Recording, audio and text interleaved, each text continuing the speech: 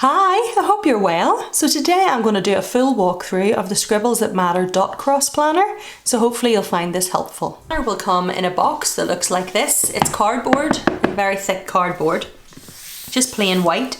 It has the hand drawing the X on the front, and then on the back it says, "Why do it today if you can wait until tomorrow?"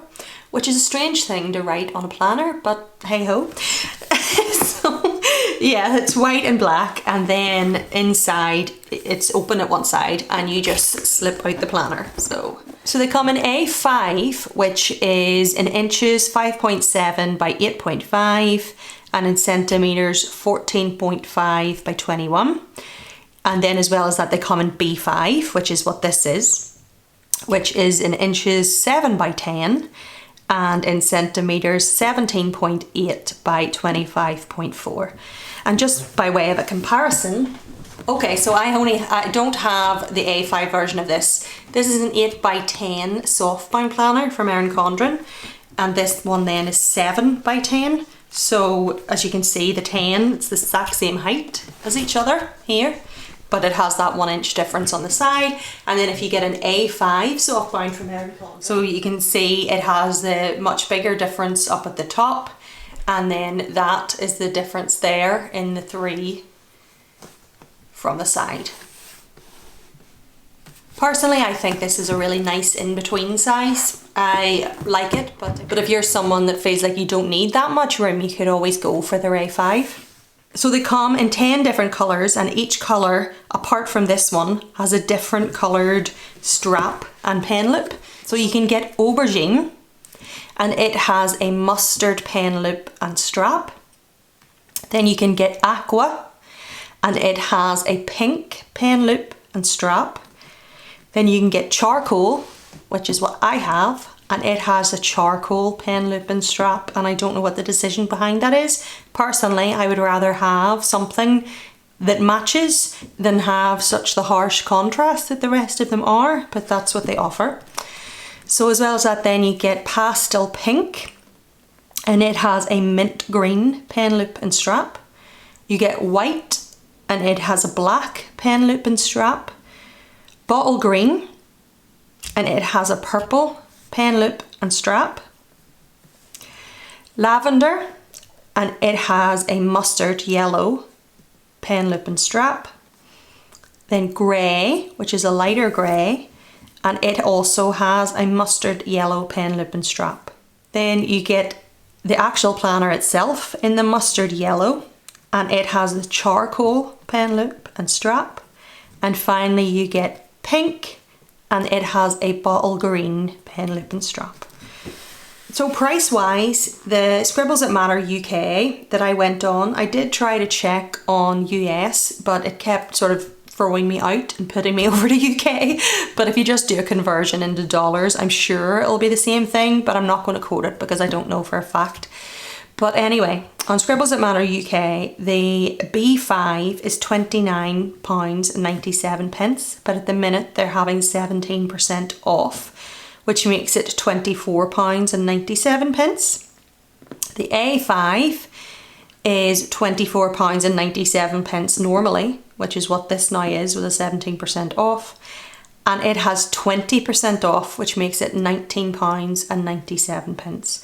And I have no idea how long that percentage is going to last, but that's what it was as of me filming this video in November 2022.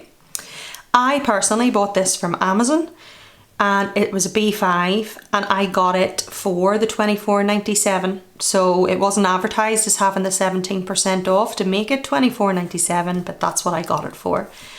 Both of them have free delivery.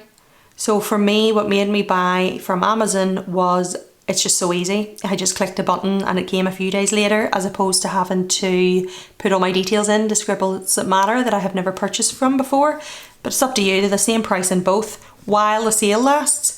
So like I mentioned, it has that strap. It's an elastic strap that keeps it closed, which will be really handy the thicker and thicker it gets. It comes with a free Scribbles That Matter fine liner in 0.4. Let me just show you it writing.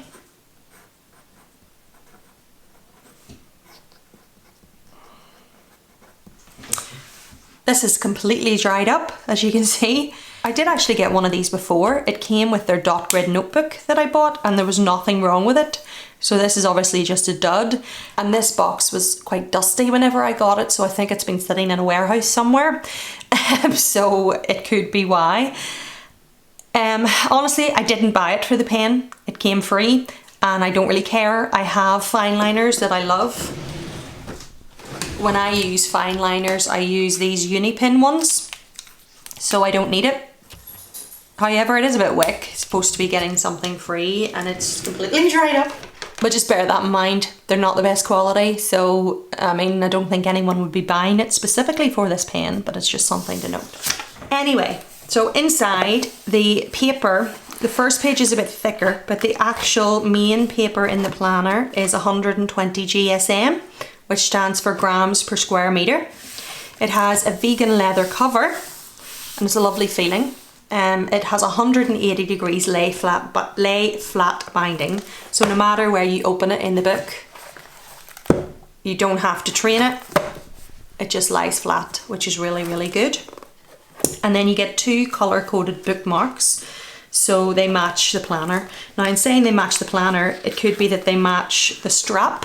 You know, the way I was mentioning, the other ones have like, you know, the grey one has the mustard yellow pen loop. You maybe get mustard yellow ribbons, but this one is matching. So it's a really, really dark blacky charcoal and the other one is a silvery grey. So if you wanted to mark your month with one of them and your week with the other, you could. Okay, so you open it up and it's completely blank. This is something I like in this dot grid planner because with their dot grid notebook I got in B5, it had a whole load of weird doodles and skulls and it wasn't for me and I ended up covering it. But with this, it's completely blank canvas. You can stick a piece of art on this, you can write a quote, you can do whatever you wanted. It just has one small section in it that has very faint dot grid, a few rows. Can you see that? Not sure if you can pick that up on camera, but it has 1, 2, 3, 4, 5 rows of dot grid, and that's obviously where they're wanting you to write your name. But because it's blank, you can do whatever you want. As well as that opening 2 white pages, you get another 2 completely blank white pages. So you can go to town with all your journaling spreads, with art, with whatever you want. You could use like distress oxide inks and make it coloured. Like if you wanted to do like a tea dye brown and distress all the edge, you can, like I said, do quotes. It's endless whenever it's a blank page. You would sit all day by the time you actually said everything you could do with it. Then you get a dot grid page that says 2021 at the top. Now I will say, I got this from Amazon and I said it was sitting in a warehouse somewhere. If you buy this from Scribbles That Matter, I would presume that this page said 2022. Because if you flip over here, this is 2022. So I'd presume the ones now are 2022, 6 months of 2022, and 12 months of 2023. I don't know that for a fact because whenever I was looking through it, it did have a picture of this spread. So maybe that's why they're discounted. And I don't know if they're continuing with it next year and releasing another one. However, I will say, I would go on ahead, if you like this and you think, oh, that's really amazing, go ahead and get it because you don't have to use it for the set year, especially if you're a sticker planner. Because what I would do if I had this, this is it's a Focus 8x10 from Erin Condren, but this actually had 12 months of calendars and I covered the calendar with free calendar digitals from Coffee Monsters Co. So if I was using this planner, I could very easily say I was using it in 2023. I could put the July to December free calendar digitals over here, cover the 2021, and then she has released a new set for 2023 and I could very easily cover this. And because of the nature of the planner, it's a cross between being a planner and a journal. And it's meant to be for people who want to have that freedom of a bullet journal, but not actually have to do the layout. So you get a completely blank, apart from that, which is easy to cover, dot grid page, and the dot grid part is very, very faint grey. Your 6 months of a previous year, But again, I would cover all them with dots underneath it. So you could use this if you wanted to have, say I put the July calendar here, and then under here you'd put your important dates from July. Then the next page, like I was showing you, you get your full year, and it's the same thing as what you get here, but instead of getting 6 months of it, you get 12. So your calendar and then dot grids. And your dot grids, you get 10 under there. Then after that, more blank space with dot grids this time, other than like the opening that was completely blank, that you can do whatever you want with. I would maybe do my word of the year spread that I have done in the back of my planners. This was last year's, my word of 2022 is enough. But personally, I would have rather this was actually dot grid. You can see what I mean actually about the ink. This is Distress ink and Hickory Smoke, and then I put a piece of art over the top of it. But yeah, it's much better. I don't know, a personal preference, but I actually like the fact that it's dot grid over the lines. And as well, I should mention at the bottom of each of the pages, you have numbers. Let me see if I can show you that and you can see it. Do you see? So if you wanted to use one of those opening sections as an index, you could, and number where everything is. So yeah, on this you get 1, 2, so you actually get 8 of these dot grid note pages, and then you get 2 blank note pages after that. But the reason I'm not saying that's 9, 10 is because these are intended to be in place of what traditionally would be like the monthly dashboard layout. And you'll see as we go through the planner, in front of each monthly layout, there's 2 dot grid note pages. So you could do a title page, and then you could use the other side for habit tracking. You could use it for some people do mood trackers, your book of the month, whatever you want, because it's a complete blank canvas. And I personally would make sure that I use one of them for my monthly title page. So as you can see, this is the month of April's title page, and then I actually have a pre-laid out dashboard style, but with this I could do whatever I wanted because it is also dot grid rather than one side. There's October's for another example. And then you get into your monthly layout. Now the months are not all together, with some undated planners, which by the way, this is undated. So if you are thinking of getting one and it comes as 2021, 2022 or whatever year, the only thing you'll have to cover in the entire planner that's dated is these and this. Everything else is completely blank for you to date yourself. So this is your monthly layout, and you don't get your 12 months in a row and then all your weeks in a row. You get a monthly page, and then you get 5 weeks, and then a monthly page, and then 5 weeks, and that happens 12 times. So in the months where there's only 4 weeks, you could just glue one of the pages together, or you could use it for something else that you need it, maybe like an ongoing to-do list for the month or whatever, whenever you have that extra page. So your monthly layout is a completely blank canvas. And what really appealed about this for me was I tried bullet journaling a while ago, and I got very bored of drawing lines, to be quite honest. I liked the creative side of it and the doodly side of it, but I didn't want to have to sit every month and draw 31 boxes. And this is fantastic for someone like that, because the 31 boxes, your sidebar is there, and you just get to do then the fun part of the making it your own in a completely blank canvas. So each month you'll get 5 rows. So you're never going to have to draw a line down the middle and make 2 days share 1 box. At the top of it you get 3 dot grid lines. So if you hadn't wanted to do January as a title, you could write January up there. If you got a sticker kit from an Etsy shop that had the monthly banners, like the bottom washy style banners, you could put them up there on each side. You have a blank side for, it could be for this month, notes, whatever. There's no titles that are there that you have to sit with your whiteout and cover. There's no holidays you have to sit and cover. You just make it your own, and the bones are there so you don't have to sit and draw lines. So that's how the month looks. Then this is how your weeks look. 3 dot grid lines up at the top and 12 down at the bottom. Again, this is completely blank. If you wanted to go to town, if you were doing a theme and do doodles down here, if you wanted to use it for weekly habit tracking, completely blank canvas, so possibilities are endless. And then your columns for your weeks, you could choose to make this one your this week and do Monday, Tuesday, Wednesday, Thursday, Friday, Saturday, Sunday, or you could make this one.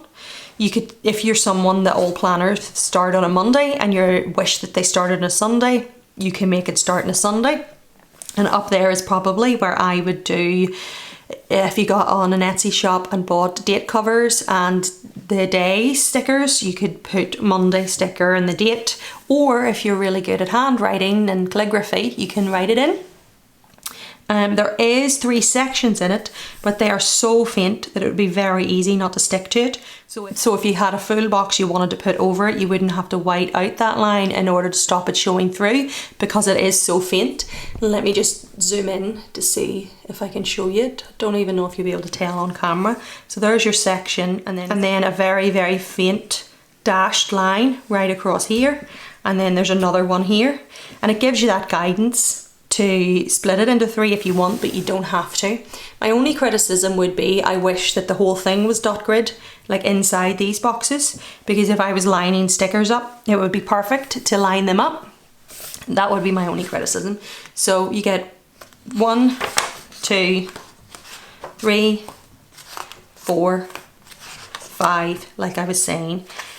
And then that's where you go back to your dashboard title page dot grid, and then you get another month and then another 5 of the weeks, and that continues the whole way through the planner until you get to the very back. And then for some reason mine has a faint week, like part of the week was going to be printed and it's not. But that would be really easily covered, and I think that's a fluke in my planner. I don't think that's standard. But basically you get, it says up to 90, so anywhere between 87 and 90 dot grid pages at the back of your planner. So the space you have for journaling and creativity in this planner is unbelievable with your 120 GSM paper. Then when you get to the very back, you have 2 pages that have pen test up at the top, and I'll do a wee pen test for you. I'm going to do a pen test on this side because this is actually the thick card paper from the back, so there's no point in pen testing there. I'll do it there. But yeah, that's it. No sort of future overview year or anything at the back. It's just those dot grid pages, but it'd be very easy to set up with your calendar stickers and using dots underneath if you really wanted to do, say you were using it in 2023 and you wanted to put 2024 overview at the back, you could. And then the back is this lined pattern, and you get a folder. So if you are using a sticker kit for a week and you want to keep the rest of the stickers to use throughout the week in here, you can. This part is cardboard and this part is like a fabric material in the charcoal on each side. And then you get to your back, you have silver hardware there holding on your pen lip and your elastic closure to keep it shut the thicker and thicker it gets. Forgot to mention earlier at the very front there's a dot and a cross embossed, but that's because it's a dot cross planner. So I hope that was really helpful for you. And if you're sort of on the fence and didn't know whether you want it or not, maybe that'll help you in your decision. I'm going to get one of every pen I own now and do a pen test for you and test out the paper. But given that it says it's 120 GSM, I would say that that's pretty standard for, you know, maybe the only thing that would ghost is a Sharpie. I don't think I actually have a Sharpie, but we'll see. I'll do my best. So let me do some pen testing for you.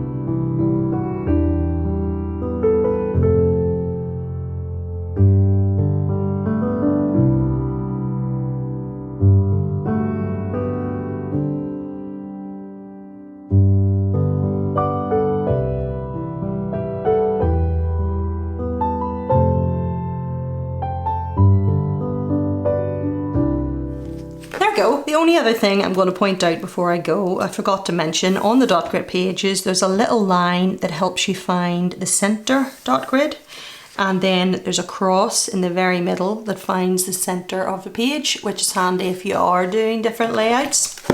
But other than that, I think it covered everything, hopefully. If you're new, I hope you'll stick around and check out some of my other content, and if you want to, subscribe.